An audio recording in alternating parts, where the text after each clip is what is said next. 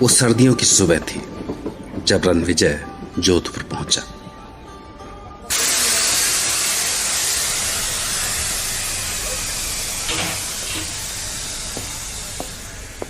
आगे की ट्रेन में कुछ वक्त था, इसलिए वो कुछ देर के लिए जोधपुर घूमने लगा।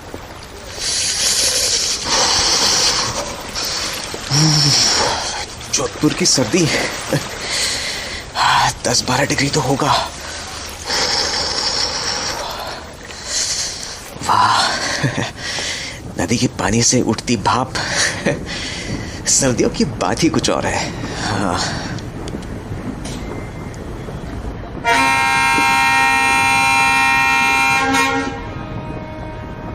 वो जोधपुर से निकलकर शाम तक पाली पहुंच गया।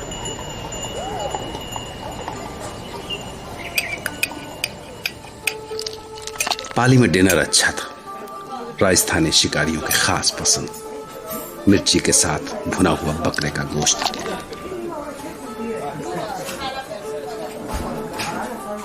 यहां से उसे राजसमंद जाना था, अरावली की खूबसूरत पहाड़ियों के बीच। हाँ, यहाँ से एक बार राजसमंद पहुंच गया तो फिर डैनी डिकोस्टा के महल के बारे में पता चल ही जाएगा। हिंदुस्तान में सबसे ज्यादा अंधविश्वास इसी इलाके में थे। खून पीने वाले प्रेत, रात को भेड़िए बन जाने वाले इंसान और जाने क्या क्या। उसे लगा कि सफर मजेदार होने वाला है।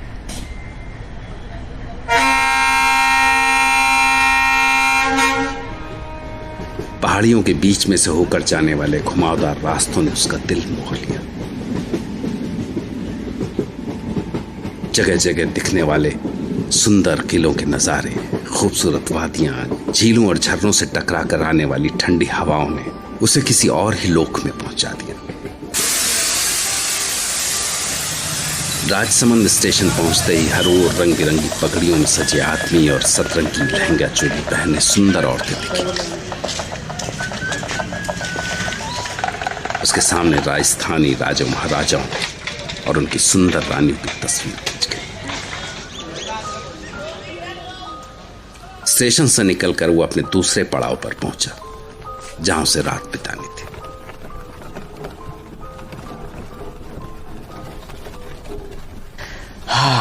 वाह, लगता है किसी परियों के देश में आ गया हूं। हाँ, इतनी सुंदर जगह के बारे में जाने किन बेवकूफ लोगों ने ये अंधविश्वास फैलाए होंगे।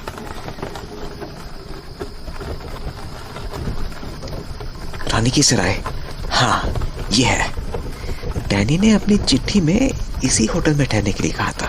हाँ। वो एक पुरानी सी इमारत थी, जैसे पुराने वक्त में राजाओं महाराजाओं के कोतवाल या मंत्रियों की कोठियां हुआ करती थी। उसके तांगे से उतरते ही एक बूढ़ी औरत निकलकर बाहर आई। घणी गम्मा सा। हाय, मैं रणविजय। आ गए तुम? आओ आओ। कैसा लगा हमारा राजसमंद? मैं थारा ही इंतजार कर रही थी। आओ सा आओ, थारा कमरा दिखा दूं।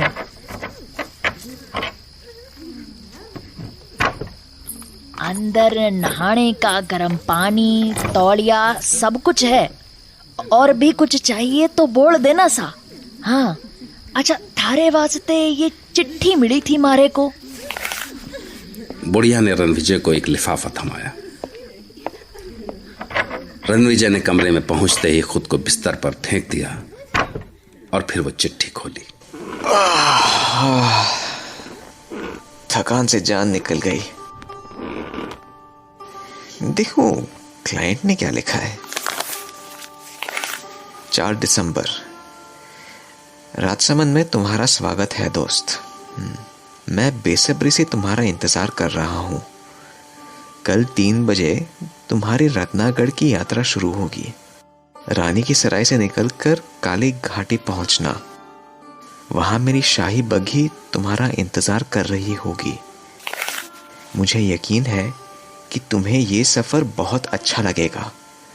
तुम्हारे इंतजार में तुम्हारा दोस्त डैनी डिकोस्टा।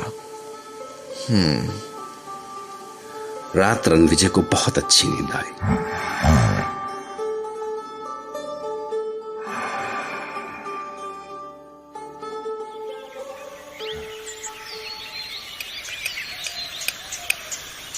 सुबह नाश्ता करने के बाद वो आदतन यहाँ की अपनी यादों को डायरी में समेटने लगा और फिर दिन के खाने के बाद वो आगे के सफर के लिए तैयार था। हाँ आंटी जी, तो कितना पैसा हुआ आपका? हमारे को चिट्ठी के साथ ही कमरे का किराया और थारे आने जाने के वास्ते घोड़ा गाड़ी का भाड़ा मिल चुका है सा। घोड़ा गाड़ी वाला बस आता ही होगा। पर जे बताओ कि आपने जाना कट्टे को है? मैं रत्नागढ़ जा रहा हूँ। रत्नागढ़ का नाम सुनते ही वो बुढ़िया अचानक पीली पड़ गई। उसके पैर कांपने लगे। क्या हुआ? आप पर उसकी तो जैसे जीभ ही अकड़ गई थी। तभी घोड़ा गाड़ी पहुंच गई।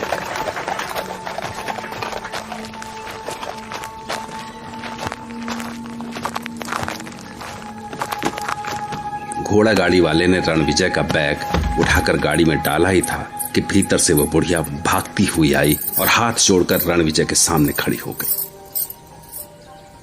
भगवान के वास्ते वहां जाओ कोनी सा। अभी जवानी भी कोनी आई थारी ठीक से। दुनिया कोनी देखी तुमने। क्यों इस उम्र में जान देने पर तुले हो? पर हुआ क्या? ये क्या बोल रही हैं आप?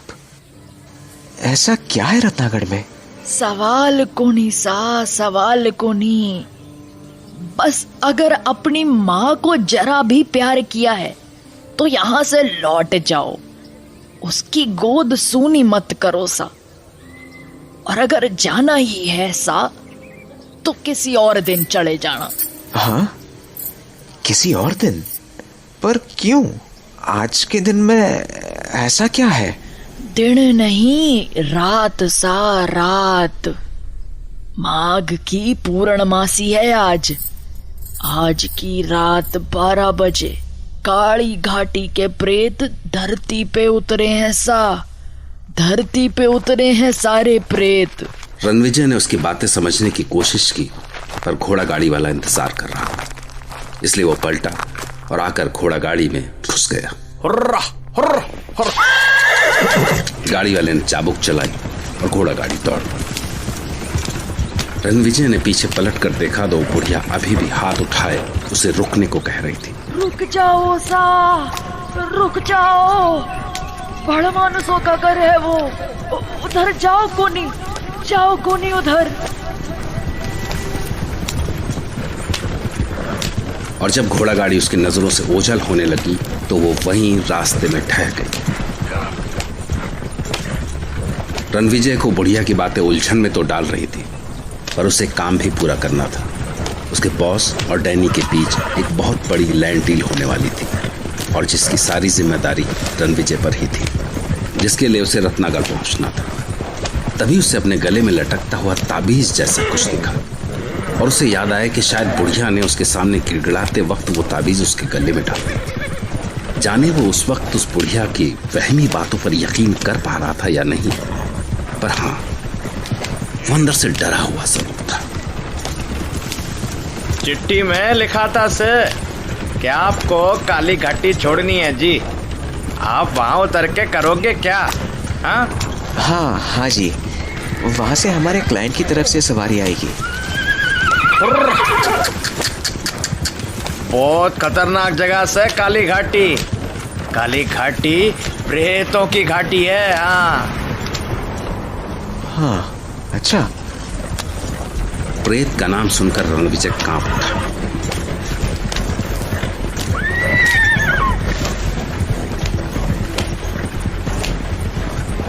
रणविजय को समझ में नहीं आ रहा था कि इस तांगे वाले को रत्नागढ़ पहुंचने की ऐसी क्या जल्दी थी। वो इतनी रफ्तार पर भी ऐसे तीखे मोड़ काट रहा था कि सवारियों की जान गले में आ रही थी। अरे भाई, जरा धीमे चला लो। टांगा पलट गए तो दोनों मर जाएंगे। पर तांगे वाला तो जैसे बहरा हो गया था। तांगा भगाने का जैसे कोई जुनून सा सवार था उस पर। झिंगुरों की आवाज ने माहौल में एक सिहरन सी पैदा कर दी थी। कंपा देने वाली ठंडी चांदनी के बीच तांगे के आगे लगी दो लालटेनें रास्ता दिखाने की असफल सी कोशिश कर रही थी। अरे तांगे वाले, आपको हुआ क्या है? आप क्यों घोड़ों की जान लेने पर तुले हैं? क्योंकि सर हमें आधी रात से पहले काली घाटी पार करनी है। हाँ। क्यों? आधी रात के बाद ऐसी क्या आफत आने वाली है काली घाटी में? हाँ? मौत का डेरा है काली घाटी। आज के पूरे चांद में जो आधी रात को वहां रुक गया कभी वापस को नहीं लौटा। हाँ।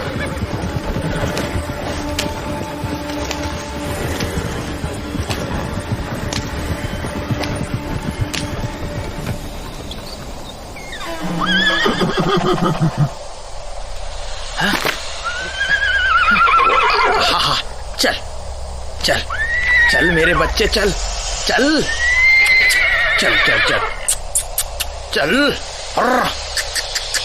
चल ना। तो कब तक आएगी काली घाटी? घोड़ा थम गया, मतलब काली घाटी अब दूर नहीं, बस कुत्ते यहीं तक रहते हैं। हाँ, चल चल चल चल। हाँ, क्यों? क्योंकि काली घाटी से भड़मानुसों का इलाका शुरू हो गए। आधी रात को भेड़िए बन जाने वाले प्रेतों का राज। हाँ। पर तुम आगे कट्ठे जा रहे से हैं? रत्नागढ़। क्या? रत्नागढ़? हाँ? क्या हुआ आपको? ऐसा क्या है रत्नागढ़ में?